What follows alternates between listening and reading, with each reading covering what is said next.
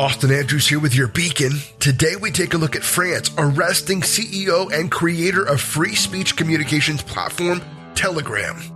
The French government moved against Pavel Durov, a Russian-born tech creator responsible for the communications app Telegram, after he landed at the Le Bourget airport near Paris over the weekend.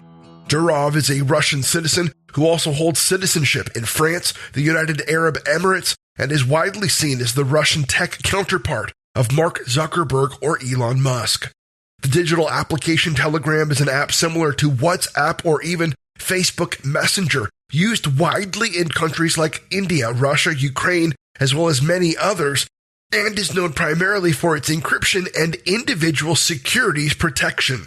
The app has been so well defended in its coding that governments have been trying to create backdoors in it for some time. Pavel Durov actually spoke to this fact in an interview with Tucker Carlson earlier this year. To give you an example, last time I was in the US, I brought an engineer that is working for Telegram, and there was an attempt to secretly hire my engineer behind my back by cybersecurity officers or agents, wherever they are called. The US government tried to hire your engineer? That's my understanding. That's what he told me. To write code for them or to break into Telegram? They were curious to learn which open source libraries are integrated to the Telegram's app, on the client side, and they were trying to persuade him to use certain open source tools that he would then integrate into the Telegram's code that, in my understanding, would serve as backdoors. Would allow the U.S. government to spy on people who use Telegram? The U.S. government, or maybe any other government, because a backdoor is a backdoor regardless of who is using it. That's right. A backdoor would allow anyone with understanding of the breach of security the opportunity to spy on users and access information otherwise being guarded by encryption. The United States is not the only country that has wanted a backdoor into the application, with Russia actually banning the app in 2018 after trying to force Durov to share users' encrypted messages.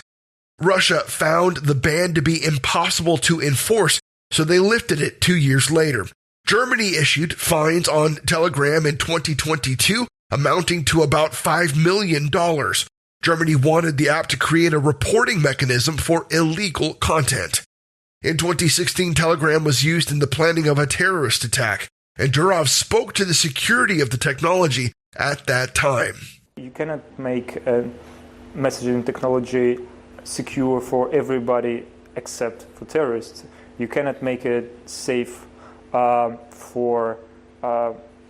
against criminals and open for governments. So it's either secure or not secure.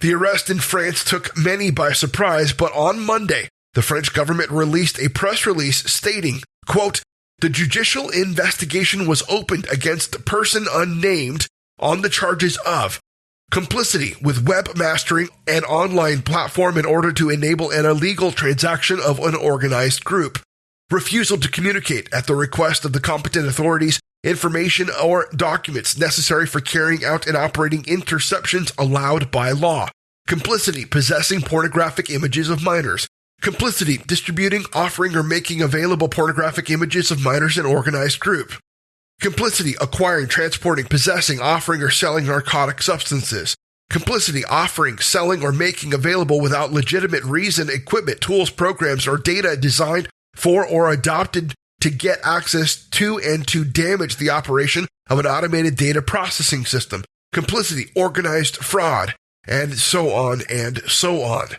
Emmanuel Macron, leader of the French government, released a statement on X, formerly Twitter, in light of the arrest, reading, quote, "I have seen false information regarding France following the arrest of Pavel Durov. France is deeply committed to freedom of expression and communication, to innovation, and to the spirit of entrepreneurship. It will remain so. In a state governed by the rule of law, freedoms are upheld within a legal framework, both on social media and in real life, to protect citizens and respect their fundamental rights. It is up to the judiciary, in full independence, to enforce the law. The arrest of the president of Telegram on French soil took place as part of an ongoing judicial investigation It is in no way a political decision. It is up to the judges to rule on the matter." End quote. Political commentator Glenn Beck had this to say about some of these charges in France. "We need to make a decision as a society. Are we for freedom of speech or are we not? You know, there's always been conspirators that are walking around and having secret meetings, you know.